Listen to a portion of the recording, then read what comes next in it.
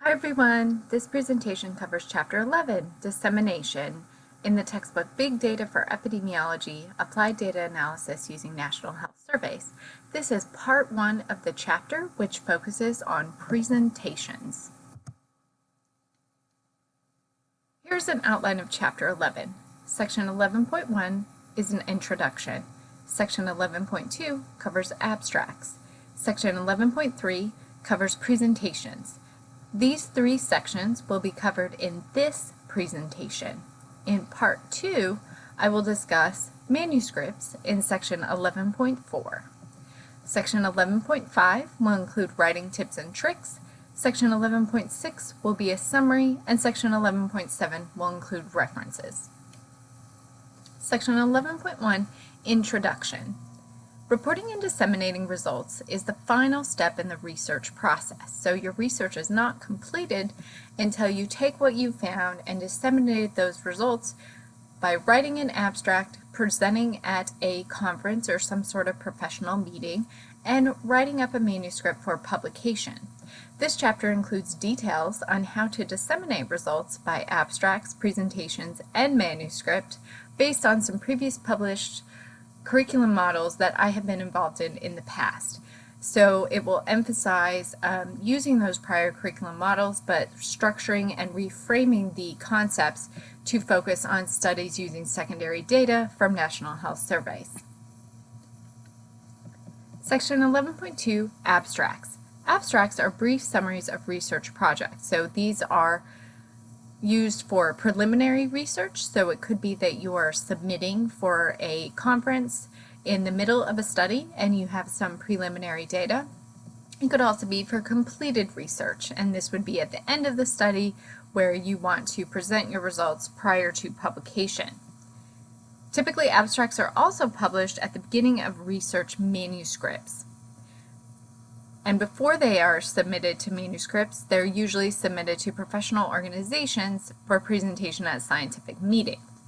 The format and word count varies depending on the source. So different conferences have different requirements of how many words can be in their abstract. So for example, it could be from, say, 150 to 350 words. And whether or not that abstract is structured or unstructured. So the abstract may be unstructured and not include any headings, or structured by including common headings that are similar to a research paper. So this could be the introduction, methods, results, and discussion, or IMRAD format that is commonly used for reading or writing research manuscripts. Abstracts using national health interview surveys or complex sample designs should include the data source. You should always include that data source within the abstract because you want to make sure that the readers know what data source you're using before making the effort to get that full paper. So if you included any of these surveys listed, such as the National Health Interview Survey, Medical Expenditure Panel Survey, Health Information National Trends Survey, Behavioral Risk Factor Surveillance System, National Health and Nutrition Examination Survey, or other linked data sources. So this could be that you linked the National Health Interview Survey and Medical Expenditure Panel Survey, or took a source and maybe linked it to Medicare data or Social Security data.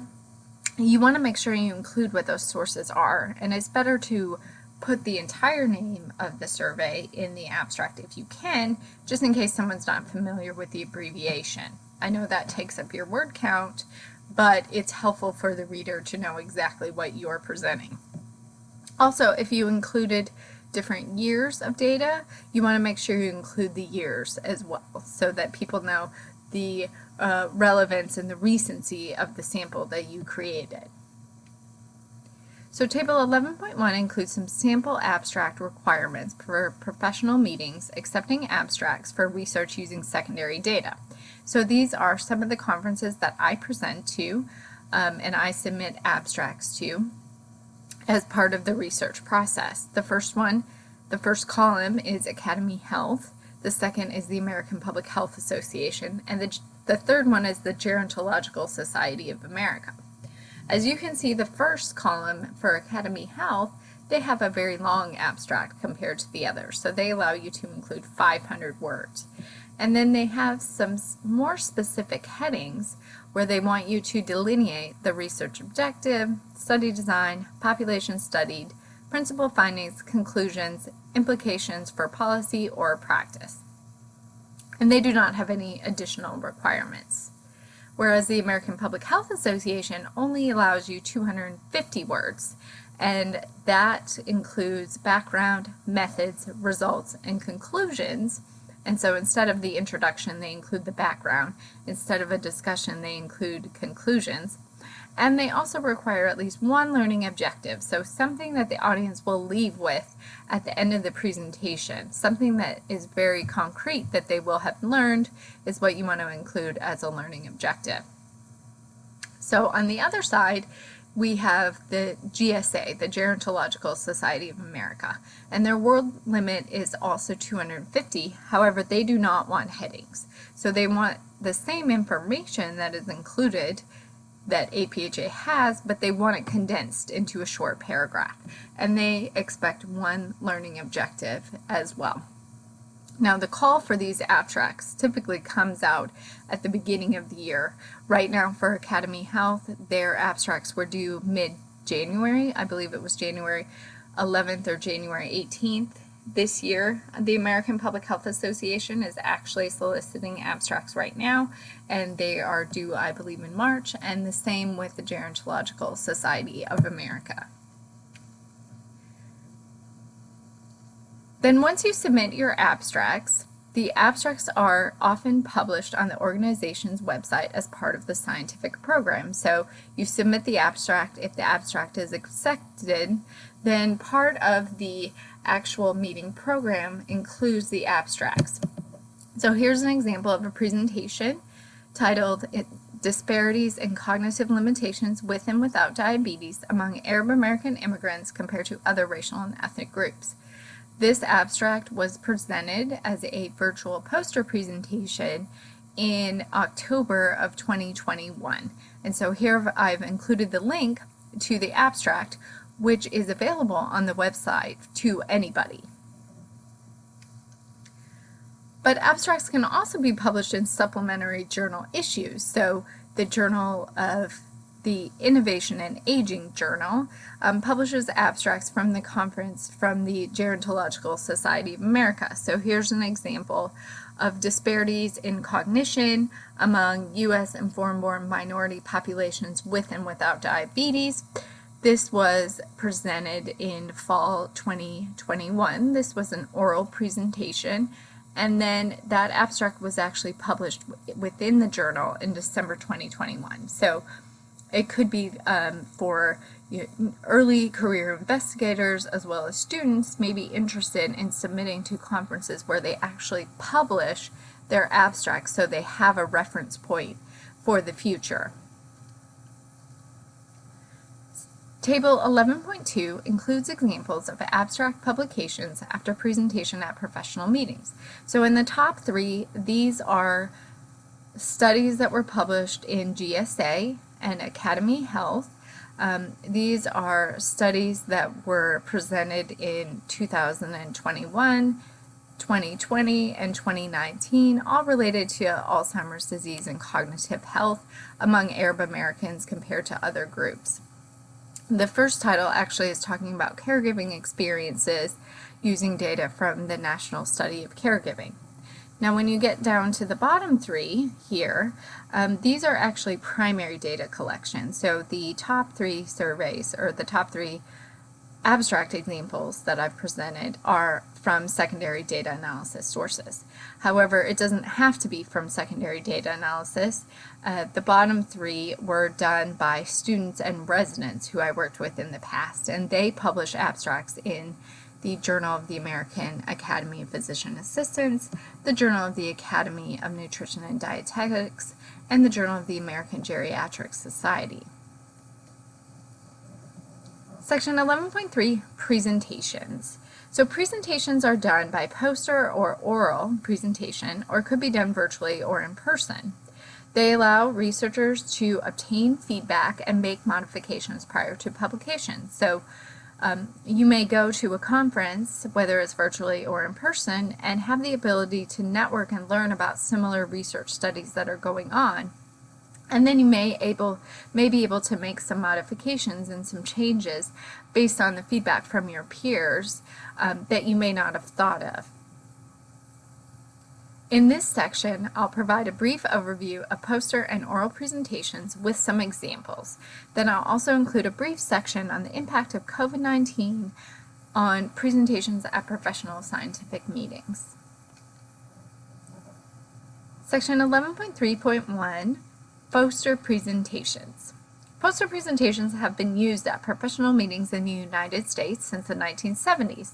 They're useful for students to present research findings in a way that may be considered less stressful than an oral presentation.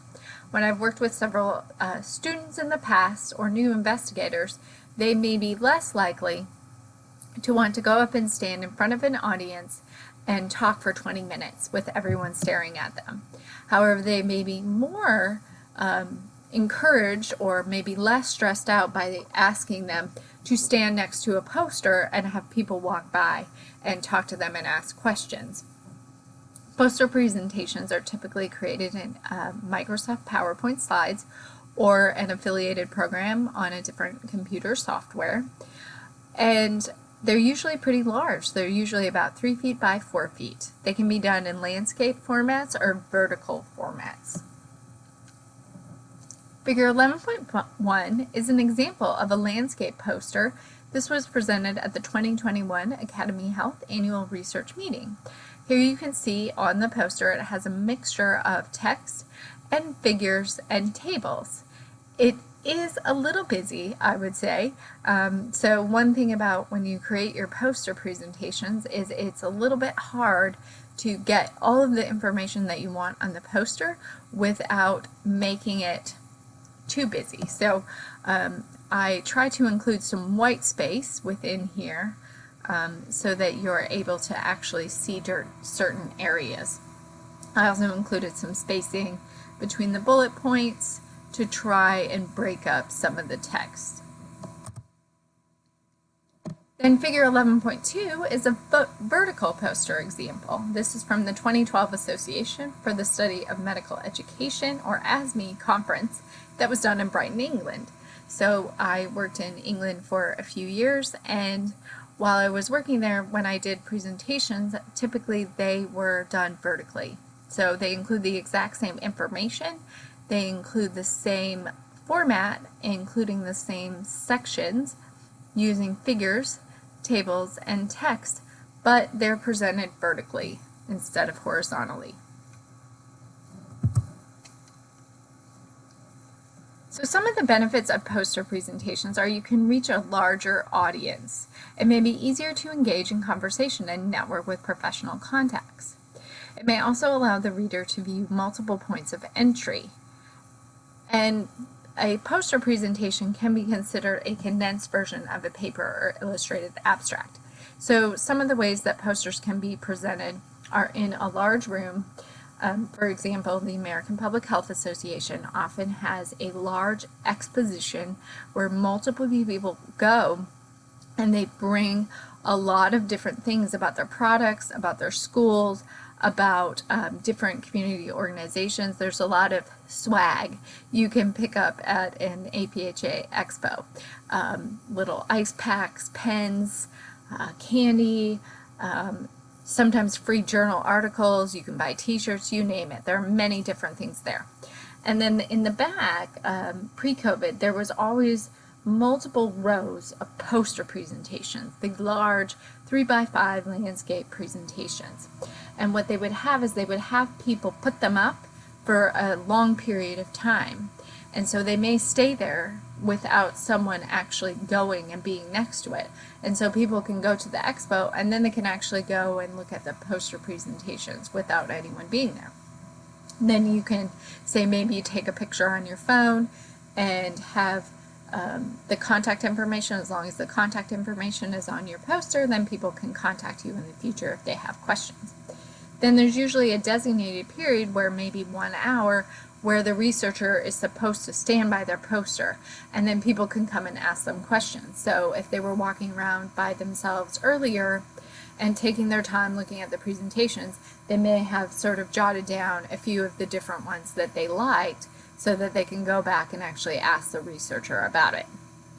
Some of the limitations are that it can be cluttered and busy. So like I said with my poster, it's got everything that I wanted to put on that poster, and so it may look a little cluttered and busy. There may be not enough space for all of the results, so in order to make it less cluttered, you may decide not to include all of your results on the poster, but then there may be questions that come up because those results are missing. And project dissemination shouldn't end here. So oftentimes, particularly when working with students, they will go through and they'll go through the process. They'll do everything for the study. They'll go and do their presentation, and then we'll discuss doing the manuscript even after they graduate, and I would say most of the time they don't follow through with writing the paper. So it's not that it's a terrible thing, but you've done all that work up front, so you might as well go ahead and get the publication out of it. So poster presentations typically include all the IMRAD sections, so whether or not it's actually called IMRAD or not, and it should include an acknowledgement of the funding source. So at the bottom right is usually where I put the acknowledgement of the funding source. Say it's the National Institute of Aging, or if it's, say, just an internal funding source from a university. You should also include the contact information. This is very important for posters, particularly if they are going to be up without you standing next to them. Some of the additional tips for creating posters are the less text the better, so including that white space throughout and trying to break up the bullet points. Use a specific title related to the research aim, or a title that tries to catch the audience's attention. So I like to write very boring titles that are straight and to the point. It tells you exactly what the research is about, and then that way you don't need to look at the poster if you're not interested. Where I had a colleague in the past who I worked with at the University of Brighton, and he was very interested in having very catchy, provocative, interesting titles. And so some of the examples here, so if you look back on the posters I presented, in this poster, disparities in cognitive limitations with and without diabetes among foreign-born Arab Americans compared to other racial and ethnic groups. You know from this title that I'm going to compare differences in cognitive limitations among people with and people without diabetes among Arab Americans and non-Arab Americans. Whereas this poster has a little more flair in the title. So the purpose of this study was actually to assess pre and post statistics anxiety among Masters of Science in Public Health students at the University of Brighton, as well as in the residency program here in Texas. And so I would have had a title that sounded similar to that, whereas my colleague wanted to say something more interesting. So the title ended up being Don't Be Scared, Demystifying Statistics in Postgraduate Medicine. So let's go back to the other tips. So another tip is use bright colors. You could also use pictures to portray a specific intervention or population of interest, so say if you had students or community members. But one thing to note about that is you want to make sure that you get a photo release if you use their pictures. So here's an example. This has student and community member participants in figure 11.3. In this presentation, it covers a curriculum on teaching students how to talk to parents about reading. The Reach Out and Read program is a program that advocates for discussing reading during well-child visits. I have 2 young children, and I can tell you right now that I've never discussed reading with their healthcare providers unless I've brought it up in the past. And so part of it is actually giving out books at the well-child visits, particularly among the programs that are in underserved areas where students may not have access to books. And so we developed a curriculum that taught students how to practice talking to parents about reading. And so we had standardized adults, we had grandmothers, we had a father, we had a mother, and then they brought their kid. And then the physician assistant students went in to talk to the parent specifically about reading to the children. And so here you can see in the pictures on the bottom, here these are the students in the classroom learning about the curriculum. And then this is an OSCE station, which has a PA student here and then a community member and a child, and they're discussing reading. Section 11.3.2, oral presentations. So going beyond the poster presentations, oral presentations are a way that you can share the research findings in a formal way with an audience of peers. They're typically 10 to 20 minutes long with 5 to 10 minutes at the end for questions. And typically you can create these using a PowerPoint slide set as well. So instead of just having one slide, you have multiple slides from the poster. What you want to do with a poster or an oral presentation is to emphasize key points that will engage the audience. So you want to include that combination of text, figures, tables, and pictures. And I usually recommend creating the poster presentation first and then expanding on the information in the oral presentation. So I always create the poster presentation, and then I take the introduction section, and then I take that and I make a slide for it. And then I think, okay, well, is this too minimal? Do I need more information? Then I'll do the same with the methods and then the other sections. Typically, you want to include about one slide per minute, so you don't always have to include that title slide, maybe even a disclosure slide, or even the slide at the end with your acknowledgments, but the middle section you want to talk about each slide for about a minute. If you're talking about one slide for a longer period of time, then maybe that needed to be broken up a bit, and maybe it's a little too heavy on the text or the figures. You want to use a large font of, say, size 28 or larger for visual accessibility. You want to use your slides as a guide, so you want to try not to directly read off of the slides, and limit transitions and animations. So these can be very distracting for people if you're reading a slide and it looks blank and then all of a sudden you have these big words pop in or fade out to the left. It's just very difficult sometimes for people. Another thing is you can include supplementary slides at the end in case the audience asks questions about content not covered in the presentation. I do this a lot if there is something that I don't think I have enough time to talk about in the presentation, but I think it's important to the study, and so people may ask me questions about it. I'll include maybe 5 or 6 slides after the presentation, so if it comes up in the Q&A, then I can just pull up the slides. Section 11.3.3 covers virtual and online presentations.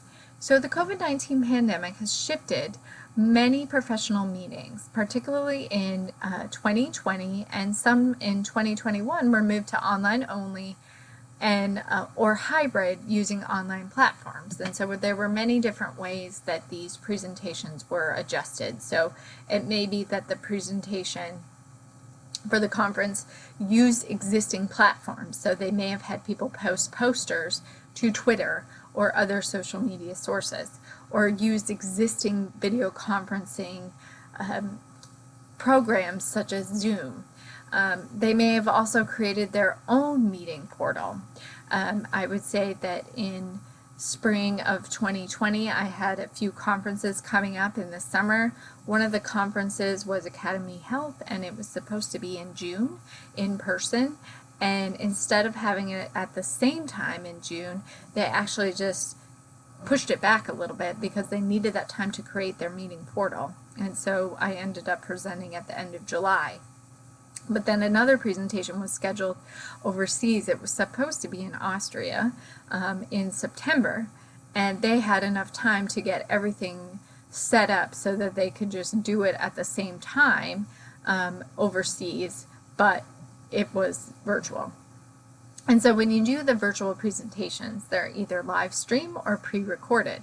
So a lot of conferences want a pre-recorded presentation and then have you attend for a Q&A purpose because of the hiccups that can happen with the internet access and technical issues coming out.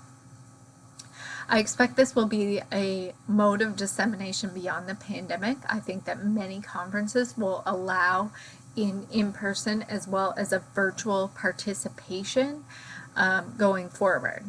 So an example of one of my pre-recorded presentations is here with this YouTube link, and this is that presentation from the abstract that I showed you from APHA, the disparities in cognitive limitations with and without diabetes among Arab American immigrants. So some of the benefits of virtual presentations are that you can reach a wider international audience. It allows the researchers and students to participate who have minimal funding and may not normally be able to attend. It may also allow people who are caregivers or individuals with disabilities that ability to attend from the comfort of their own home and have those responsibilities still be able to be taken care of. And then for our introverts, some people may actually be more comfortable networking in an online virtual setting. So instead of being in a group of people with very large personalities, everybody is in their own little box on the screen, and so they may be more comfortable in that way. Some limitations are always going to be the technical issues, lighting, webcams, and inconsistent internet access. Another limitation is time zones. So I presented at APHA in 2020. The conference was originally scheduled for San Francisco, and so it was in Pacific time zone. Then they decided to go virtual and they changed it to Mountain time zone. And so there was a lot of confusion about what time zone it was supposed to be when people were presenting. It may also limit the ability of the presenter to fully engage in the presentation due to other obligations. I'm guilty of this one. I don't know how many presentations I was part of that I was able to do because I was home, but then probably had to leave about 5 minutes later and go pick up my children. Whereas if I was at a conference, then I'd be able to fully participate, engage in that conference. And less in-person networking and interaction. So for those individuals who are better networking in person, then the virtual conference would be limited there. So that's it for the first section on presentations. In Chapter 11, Dissemination, in the textbook Big Data for Epidemiology, Applied Data Analysis Using National Health Surveys. Part 2 will cover writing manuscripts.